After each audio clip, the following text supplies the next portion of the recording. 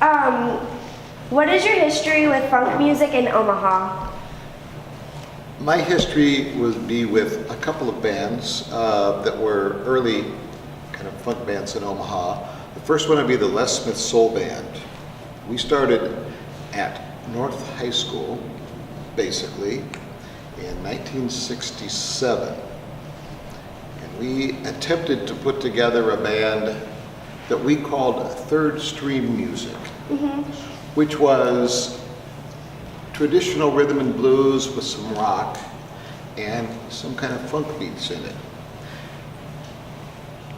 We went through a lot of different people, and a lot of the different players in Omaha that ended up being in other bands were in that band. So we went through quite a few people. Yeah. We ended up, our first job as the Les Smith Soul Band was at a North High School sock hop at the Old North Branch YMCA right across from Miller Park.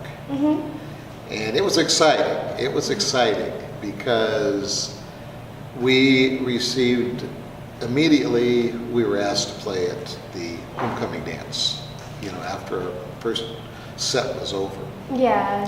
That band did songs by James Brown and different people like that. This was before funk bands like Sly and the Family Stone were popular. So we were kind of a little more of a soul band, soul music. We played some pop music.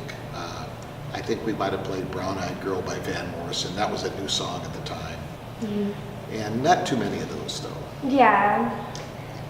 What was your favorite childhood memory with funk music? Well, I didn't really have any. There really wasn't much when I was a child that was like kind of before that. Since it was like newer. It would have been more along, the funk music would have been more along the lines of the jazz guitar players that were playing and jazz saxophone players. They were the ones that pioneered kind of that whole thing. I guess 18 is childhood, right? 17, right? Yeah. I didn't start playing guitar until the end of my sophomore year in high school. So Wow. yeah, and so I didn't have any experience at all with it before then. My parents were both musicians. My dad was a trumpet player, and my mom was a trombone player and pianist. Not professionally, but they encouraged me to stay in music until I got the guitar. Then they thought, maybe this isn't the best thing for him to have, because the guitar was more along the lines of playing in bands, and they saw what was going on with rock and roll, and I'm sure they were worried that I would never get a real job. Yeah. Which I never did, so it's great. What was your favorite place to listen to funk music or play at? Oh, okay, or play it. That's a good question. Favorite place to listen to funk music would have been at a friend's house, probably just listening to records. Yeah. We would go to a store there was a store down on 16th and Capitol, down by where the Civic Auditorium used to be, right in that area. There used to be a club down there called the Music Box, which was a bowling alley concert hall. And we played there a few times, sponsored our own concerts and played there. But that was a good place to go and listen to different bands. Actually was too young to get into bars to listen to bands. We tried to get into Patrick's Lounge on 33rd and Lake, and they wouldn't let us in. We wanted to hear Hank Crawford play, and they wouldn't let us in. That was more jazz, but the jazz at that time really is what evolved into some funk music too. Well, how did your band costumes express and embrace your identity off and on stage? You need to repeat that question. Oh, sorry about that. How did your band's costumes express and embrace your identity off and on stage? For costumes, our lead singer, Leslie Smith, pretty much was in charge of that. He was very stylish. Yeah. We started off as the Les Smith Soul Band, and Leslie was one of the singers. Arno Lucas, very shortly, was a few years younger. He became the other one. Mhm. What I remember is playing at Sandy's Escape, which was a teen club. And Leslie and Arno both had green Edwardian suits. The rest of the band, we had kind of a checked suit with blue shirts, a tie, which I can't remember the color of the tie, but we had gaudy red cufflinks that we had, and black shoes, and we were the best dressed band in Omaha for a while. Yeah.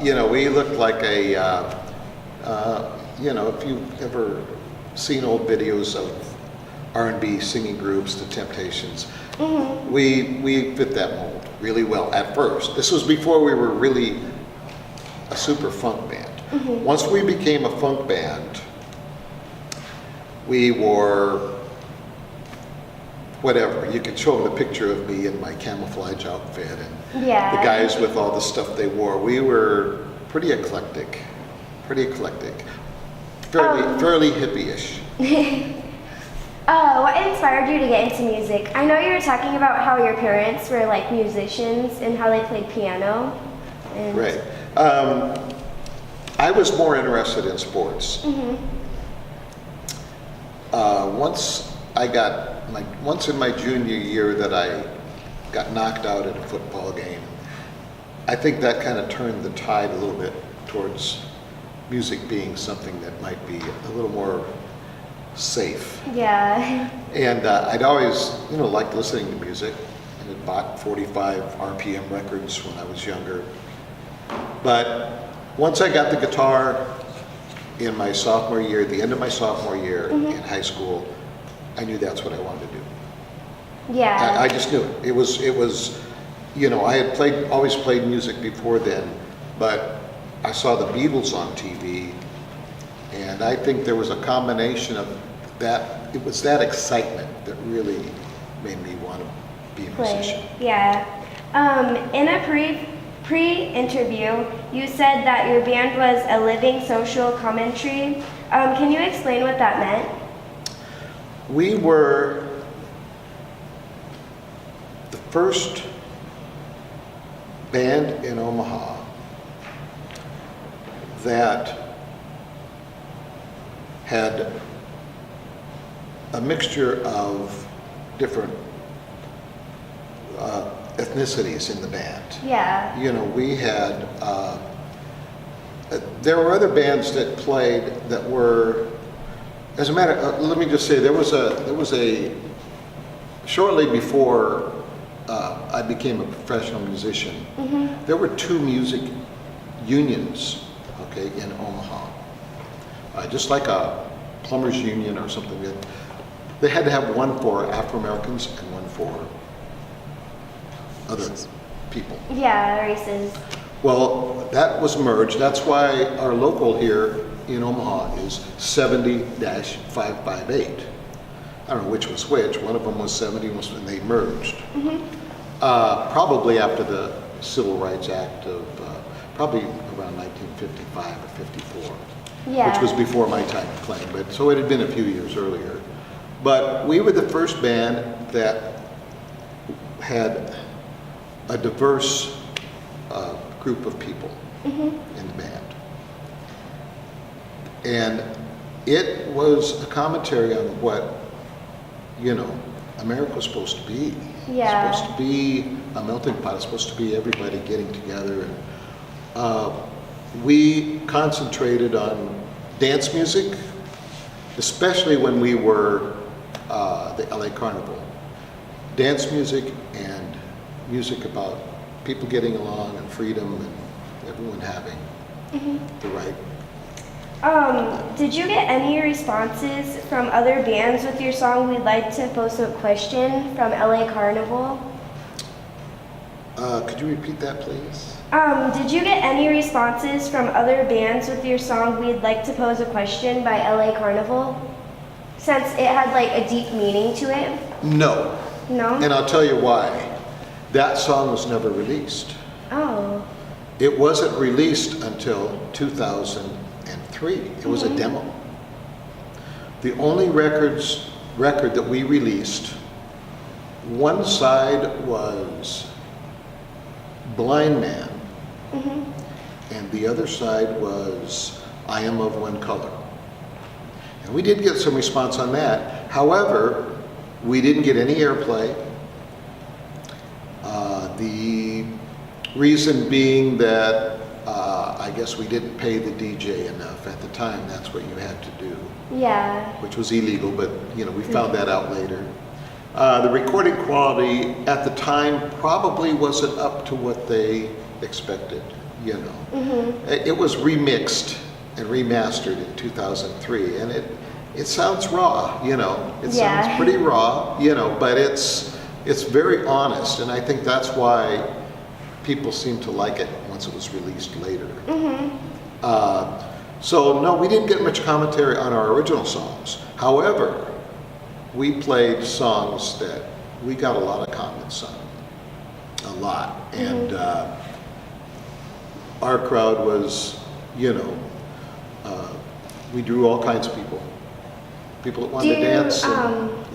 Yeah. Do you remember any of the comments that you got, or any ones that stood out? Well, I know that we had several fights at our jobs. Yeah. We played. It was, there was some people that didn't like the fact that we were playing in certain places. And they became looking for trouble. We played at Sandy's Escape. I'll always remember this. We played at Sandy's Escape. They had an upstairs and a downstairs. We played upstairs the first 2 or 3 times we played there.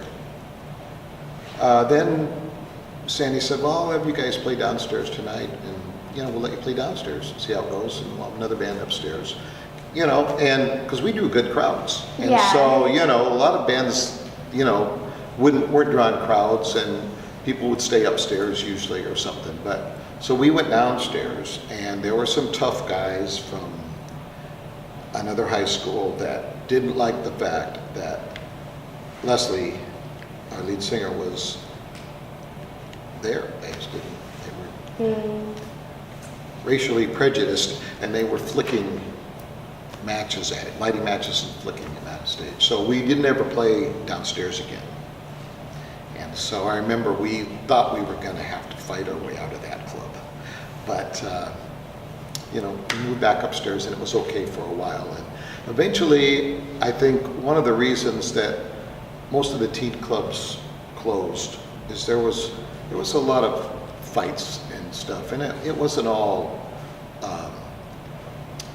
black and white. It wasn't always that, but there were just a lot of fights in general, and a lot of tough kids trying to, prep against Benson or just school things. Since you were one of the first integrated bands here, did any other people look at you differently? I know how you were talking about at the club, they were throwing matches on your band members, and as we started to play more college dances in the area and high school proms and things, we didn't have the problem in Omaha, but we became popular and started to go to small towns. And tour.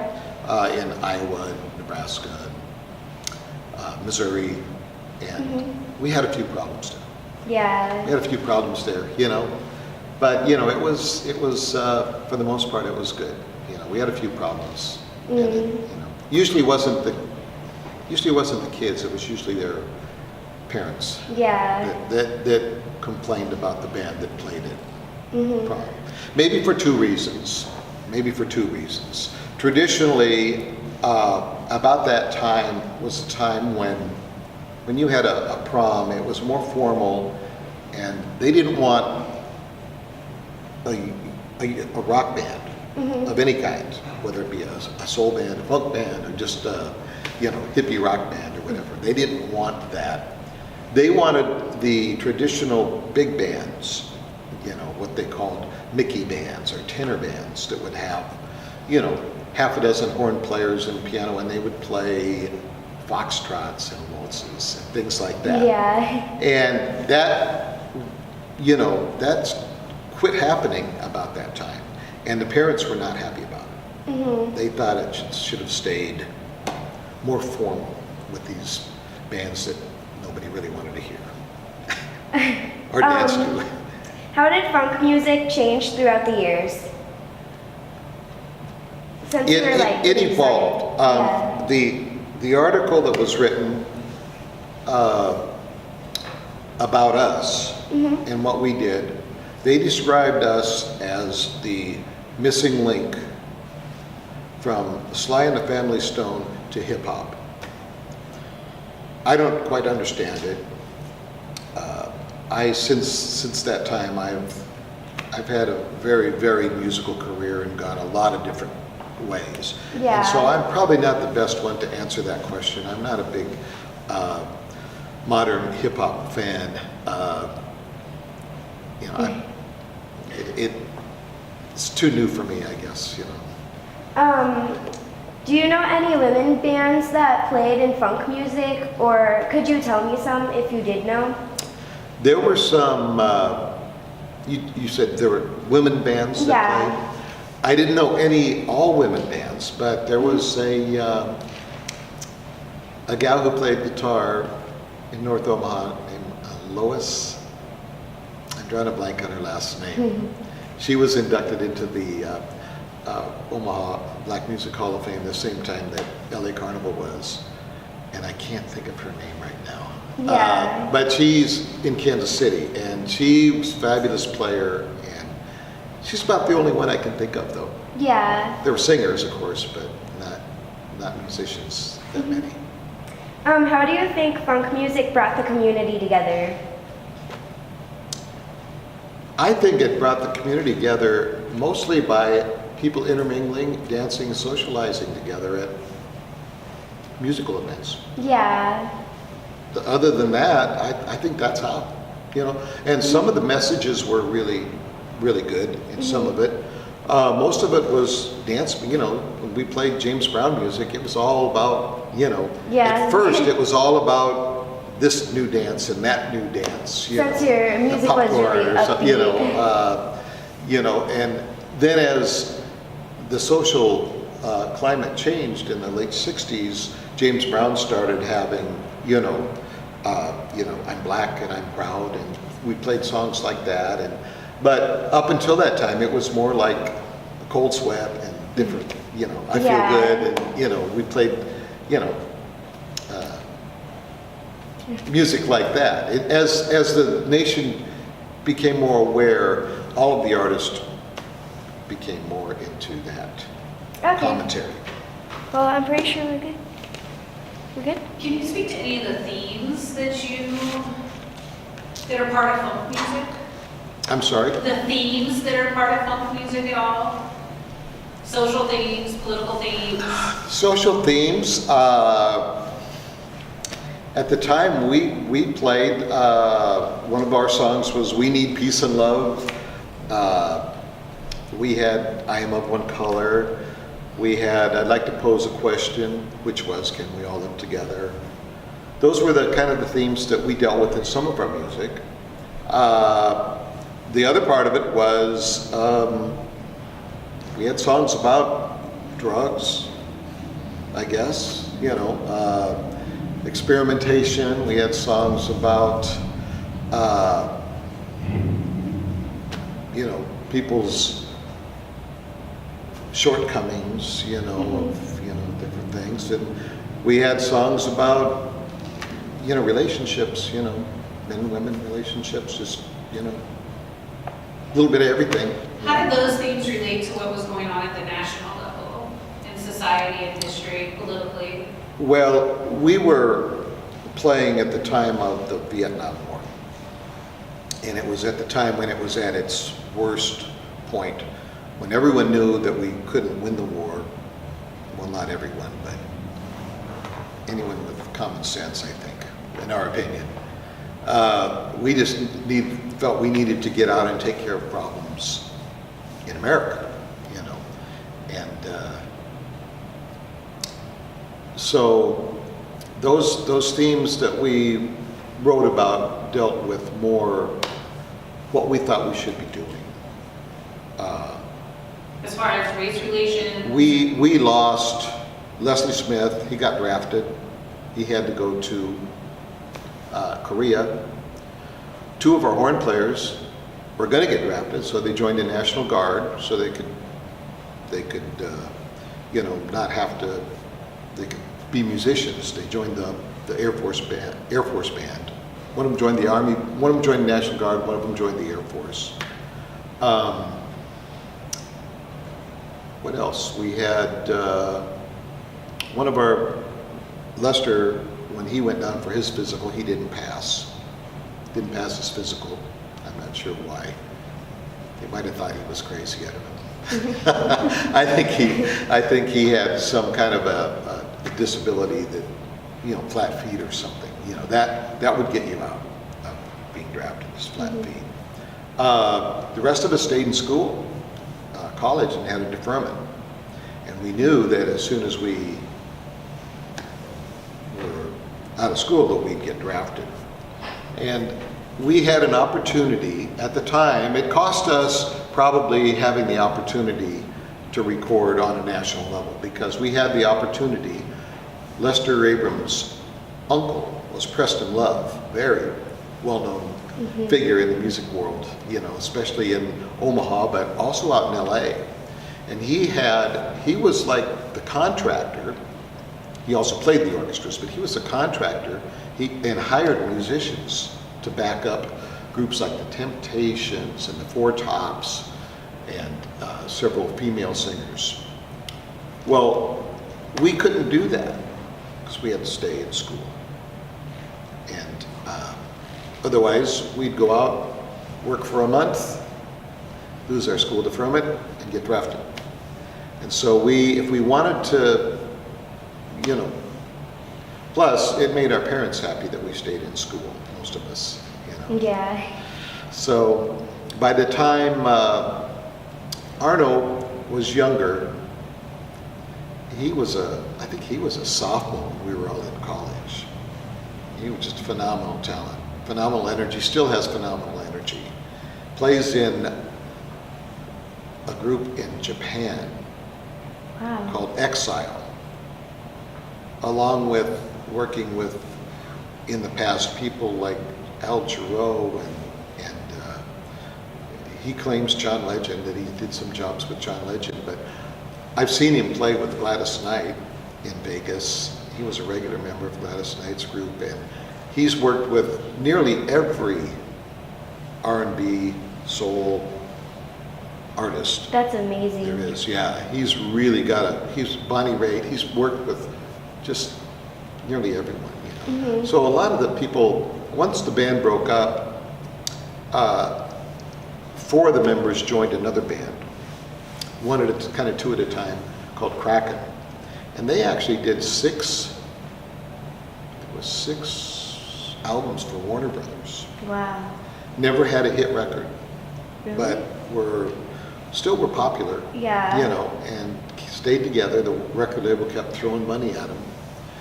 As soon as that ended, they all went their separate ways, and they all became very successful in different areas of music. Lester Abrams co-wrote Minute by Minute with the Doobie Brothers, with Michael McDonald of the Doobie Brothers. Rick Chudikoff wrote and produced several hits for a guy named Robbie Dupree, and they played with, you know, the other guys played with Jose Feliciano, Nicolette Larson, a lot of the popular acts of the day. They got into that clique and recorded with them and toured with them. And so all the band members seemed to have pretty good careers in music, which was amazing. Yeah. What was your favorite band that you played in, and why? What was my favorite band I played in? Yeah. Wow.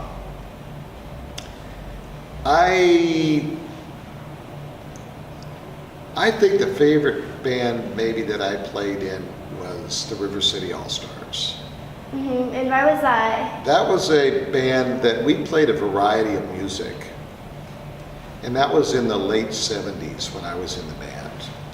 And it actually was the last band that I was ever able to be in, because I started to go deaf in one ear and wanted to save my hearing, and actually became more excited about jazz and playing a little bit soft and classical, you know. So I managed to have a recording career of my own. I've done 8 CDs, 4 on American Gramophone label, which is the Mannheim Steamroller label, and then 4 on my own label.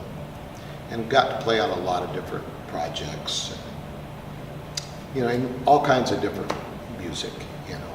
So mine has all been instrumental music, instrumental guitar music of some sort. But we had, you know, a lot of the players, like Arna was still out there playing, you know, in bands that play dance music and concertizing, and Leslie Smith also is still performing all the time out in LA, and he is the lead singer for a band out there that has all of the top studio musicians in it. Wow. They hire him to sing. He's so good. So. Would you just introduce yourself? Oh, yeah. Yeah. My name is Ron Cooley. I grew up in Omaha. We moved here from South Dakota when I was 2 years old. And I went to Florence School, the old one, McMillan Junior High, and also North High School. I've got degrees, 3 degrees from University of Nebraska, Omaha, which actually was Omaha University when I started there. I've taught music at Creighton University for 28 years, taught guitar there. I taught music at University of Nebraska, Omaha for half a dozen years, Iowa Western Community College for half a dozen years, College of St. Mary's for 3 or 4 years. I was a mentor for the Master of Fine Arts at Bellevue University. And right now, my only teaching is with a program in Omaha called Blues Education. And we have 6 bands that perform at most of the big concerts in Omaha. They're the front act that play for Playing with Fire, Jazz on the Green, different events around town, Taste of Omaha. Is there anything you would like to add, or any other stories you would like to tell with your band? There's a lot of stories. Yeah. And probably, you know, I take that back about what I said about my favorite band being the River City All-Stars. That was probably the best musical experience because I was older and knew a little bit more, and we really had more of a variety of music and stuff. But the most fun I had was in college playing with the LA Carnival and Les Smith Band, because we'd take our road trips and we would do a lot of crazy things. Yeah. Yeah, nothing against the law, but just things that were fun. Just we acted like kids that wanted to have fun, and we did, and it showed up in the music, the energy in the music. Yeah, and that's probably what drove attention to your band. It was we were attention getters for sure. Yeah. You know, we'd come back from a job at say Cherokee, Iowa, and it'd be after midnight, and we'd drive back, and it was like 2 or 3 hour drive, if I remember right.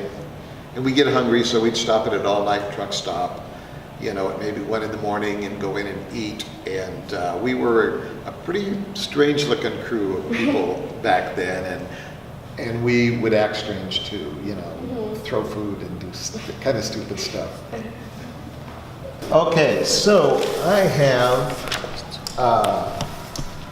when we were discovered very, very strangely, I'm not sure exactly how it all came down, but all I know is that there was a fellow who had started a record label of bands that never were famous, but they did recordings, and he thought that it was you know, those bands were very important to, you know, the culture and everything. So we had a record, and I don't have that one here. I don't know where it is. I hope I've got it in a safe place, because I had 4 copies of a record. It was like this. It was this size. It was a 45 RPM. One side on it was called Blind Man. The other side was I Am of One Color. And we pressed up 100 of them, 100 of these size records. And we had a few that made it out of Omaha. Anyway, this guy found one in Tennessee somewhere. A friend of his found one, and they all wanted it. They called it the Holy Grail of funk records. And when he talked to me about the whole project, when he found out that I had 4 of them, he offered me $500 a piece for them. So I sold him, actually at the time I said, just take them, leave me one, you can have the other ones. And he said, oh, you got to be kidding, these are worth $500 a piece. And he says, I'll tell you what, I'll get, the other 2 guys will pay $500, and I want a copy, and I'll pay you $400. Just give me a $100 discount. And I said, okay, you know. He says, well, you got a daughter in college, you need the money. And I said, well, I do need the money. So I packed them up and mailed them out to him. Went to the post office and said, I'd like to insure these for $1,400.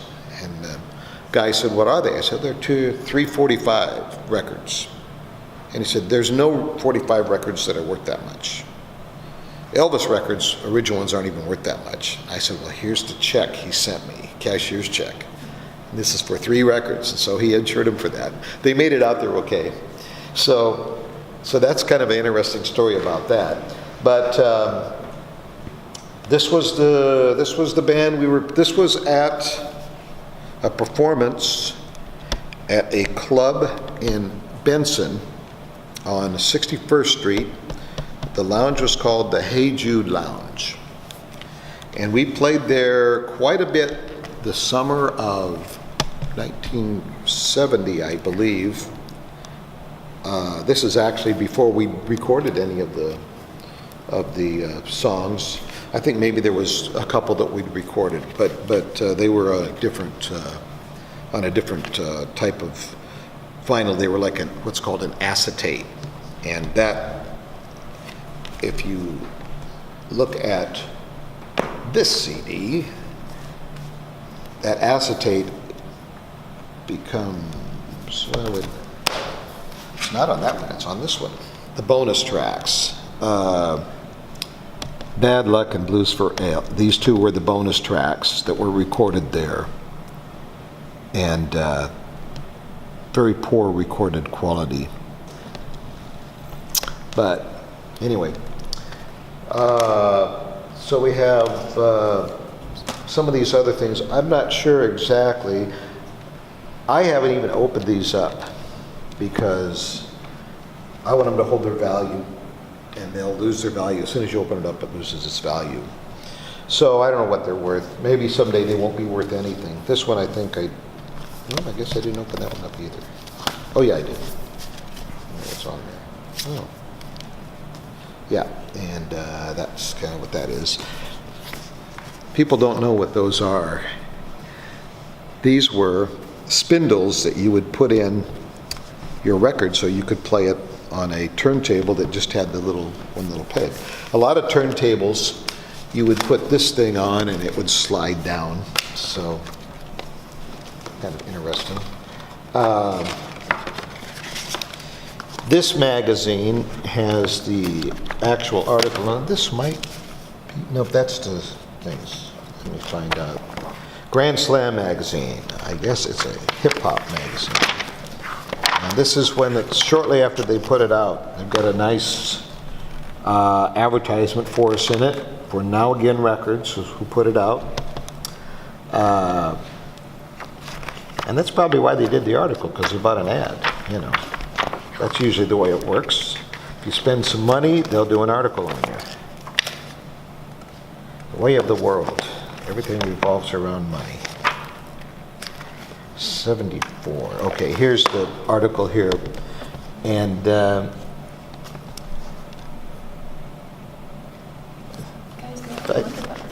if I just read a little bit of the article, it's Nebraska's like any other rough-hewn land of America's frontier tradition.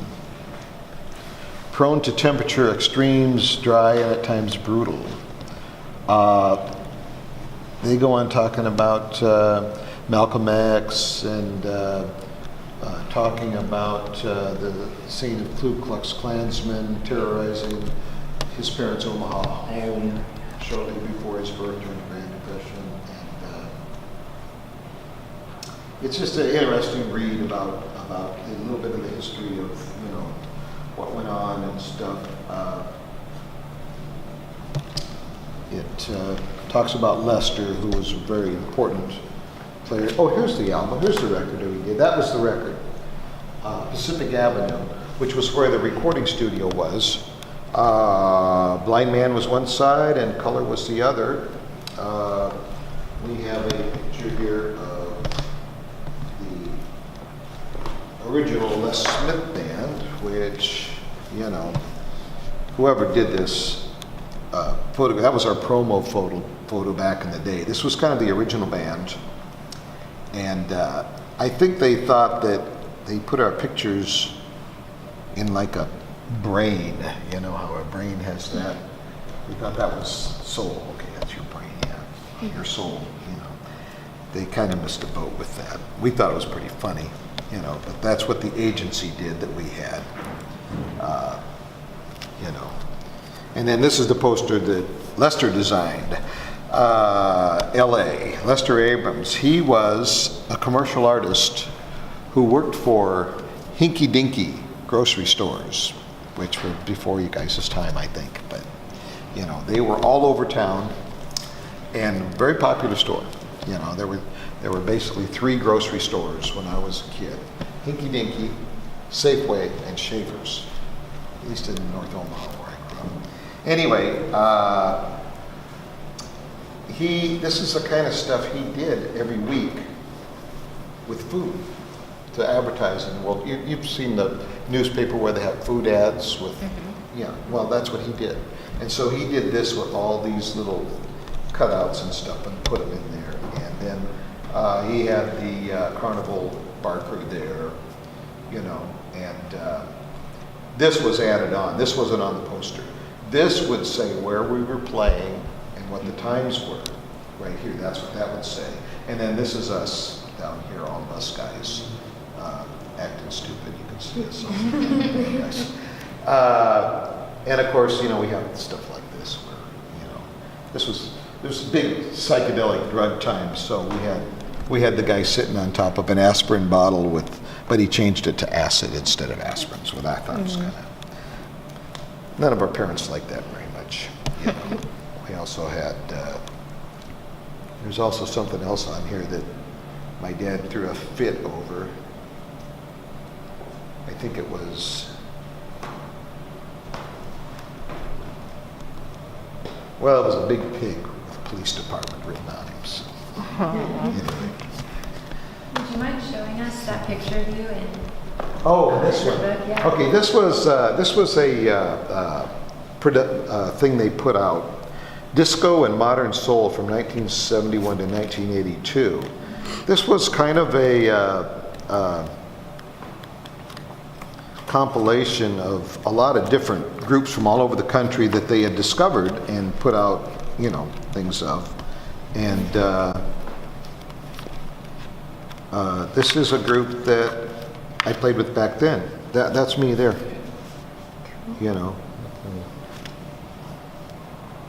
With my University of Nebraska or University of Omaha sweatshirt on. This fella here was a trombone player who played with Buddy Miles' band and ended up on this recording.